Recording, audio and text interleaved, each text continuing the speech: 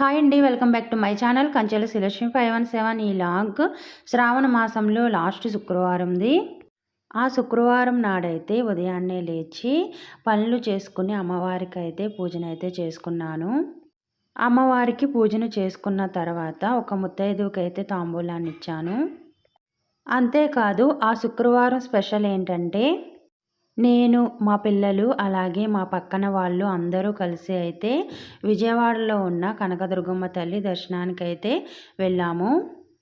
అసలు ఆ రోజు నేను ఏ ముగ్గులు వేశాను, ఎలా పూజ చేసుకున్నాను, అలాగే విజయవాడలో అమ్మవారి దర్శనం మాకు ఎన్నింటికయ్యింది, అలాగే విజయవాడలోని కనకదుర్గమ్మ తల్లి స్థల పురాణం ఏమిటి, అమ్మవారు కొలువై ఉన్న కొండకి ఇంద్రకీలాద్రి అనే పేరు ఎందుకు వచ్చింది అనేవి నేను లాంగ్ వీడియోనైతే చేశాను.